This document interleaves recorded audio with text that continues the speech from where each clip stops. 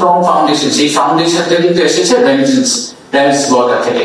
তারা যে রেমিটেন্স পাঠিয়েছেন 5ই আগস্টের আগে বন্ধ করে রেখেছিলেন, তারপরে পাকিস্তানের মূল উদ্দেশ্য হচ্ছে যে বাংলাদেশের সাথে আপনাদের সবার যে সম্পর্কটা এটা কিভাবে আরো আমরা সুদৃঢ় করতে পারি।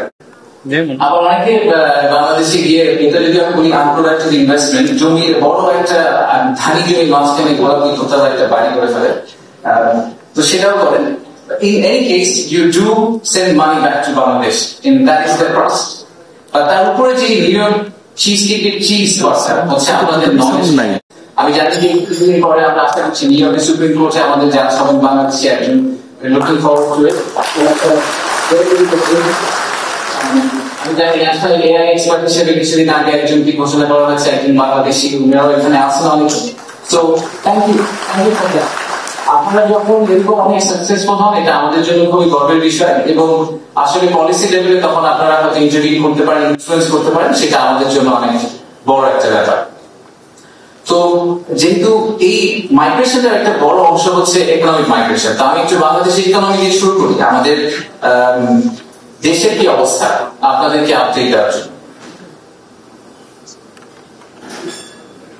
So let's start with this very basic slide. আমাদের সবসময় আমরা বলেছি যে গণঅভ্যুত্থানের সময় আমরা যে দেশটাকে পেয়েছি সেখানে ইকোনমি একটা খুবই ডিফিকাল্ট সময় দিয়ে যাচ্ছিল, অনেক কিছুতেই অনেক ধরনের সমস্যা আমরা আইডেন্টিফাই করেছিলাম।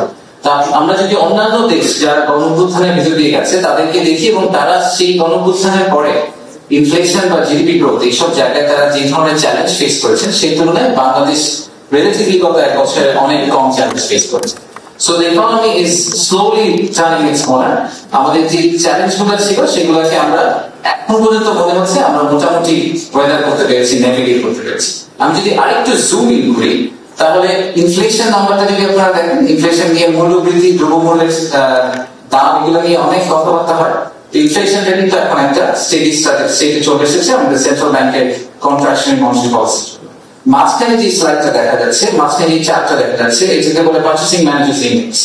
Purchasing Managers Index basically shows the confidence of the business community in reinvesting. So যদি স্কোরটা 50 এর বেশি হয় তাহলে সাধারণত বলা হয় এক্সপ্যানশনারি বিজনেস মাইন্ডসেট। তো এখন আমরা দেখতে পাচ্ছি স্কোরটা কনসিস্টেন্টলি 60 এর উপরে আছে। আর সবচেয়ে এই পাশে যদি আপনারা দেখেন তা আমাদের বাংলাদেশ ব্যাংকের যে রিজার্ভ সেটা একটা বড় কনসার্ন ছিল সবসময়। আইএমএফ, ওয়ার্ল্ড ব্যাংক এবং বিদেশি বিনিয়োগকারীরা, বিদেশি ব্যাংকরা কনসিস্টেন্টলি আমাদেরকে বলে যে আমাদের ফরেন কারেন্সি রিজার্ভ নিয়ে একটা ইস্যু আছে। এই ইস্যুটা আমরা এখন মোটামুটি রিজলভ করে এসেছি। In fact record high foreign currency reserve আমাদের এখন আছে, despite paying back about $3 billion, যেটা আমাদের দেনা ছিল বিদেশি অনেক পার্টনারদের কাছে, সেগুলো পে ব্যাক করার পরেও আমরা এখন একটা স্টেডি স্টেজে এসেছি। সেই কারণে আপনারা হয়তো অনেকে যারা বিক্র ফলো করেন জানবেন যে গত 2-3 মাসে ইনফ্যাক্ট আমাদেরকে ডলার মার্কেট থেকে কিনতে হয়েছে, কারণ টাকা অ্যাপ্রিসিয়েট করে চলে যাচ্ছে। So the trend we had যে লাস্ট 2-4 বছরে অনেকে হয়তো মনে আছে যে বাংলাদেশি টাকা 80 টাকা ছিল ডলারের সাথে, হঠাৎ করে লাভ দিয়ে 120 টাকা হয়ে গেল। এখন আমাদের এখানে সেভিলার ইনফ্যাক্ট মার্কেট থেকে কিনতে হচ্ছে না, আমাদের নেমে যাওয়ার একটা সম্ভাবনা আছে। So all these things give me confidence the economy finally is stabilizing. তো বিদেশ চেয়ারম্যান হিসেবে আমাকে সবাই জিজ্ঞেস করে এফডিআই তো আসছে না, এফডিআই কবে আসবে, দেশের তো বিদেশি বিনিয়োগ আসলে হচ্ছে না, আপনারা ফিল্ম প্রেজেন্টেশন করেন। তো এফডিআই নাম্বারটা যদি আমরা দেখি গত বছর একই সময়ের তুলনায় এফডিআই এখন আসলে অনেক বেশি। আমাদের বেসটা খুবই লো, সো এফডিআই অনেক বেশি হয়ে বড় কোনো ক্রেডিট নেওয়ার কিছু নেই, বাট অ্যাটলিস্ট আমাদের এই কনফিডেন্সটা আমরা পেতে পারি যে আসলে এফডিআই কমপ্লিটলি বন্ধ হয়ে যায়। এরকম বড় একটা ইভেন্টের পরে একটা সম্ভাবনা ছিল যে বিদেশি বিনিয়োগকারীরা সবাই বললেন যে ওনারা আগামী 1-2 বছর একটু দেখবেন যে বাংলাদেশে কি অবস্থা হয়, তা পর্যন্ত ওনারা ইনভেস্ট করলেন না। কিন্তু সেটা আসলে হয়নি। আমরা দেখতে পাচ্ছি যে এফডিআই গত বছরের তুলনায় প্রায় দ্বিগুণ, এবং গত বছরের তুলনায় আমরা প্রায় 76% জাম্প দেখতে পাচ্ছি।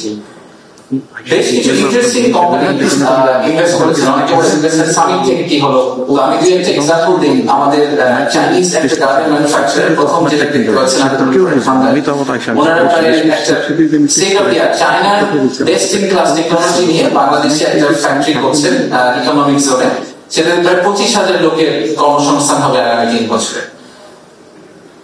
দ্বিতীয় যেটা আছে তাদের আরেকটা ইন্টারেস্টিং স্টোরি, অনেকেই আমরা যারা প্লেনে ট্রাভেল করি তারা দেখি যে অ্যামেনিটি কিট আমরা সবাই এনজয় করি। তো অ্যামেনিটি কিট যারা বানায় তারা আসলে ম্যাক্সিমাম টপ 3 আর অল চাইনিজ কান্ট্রিজ।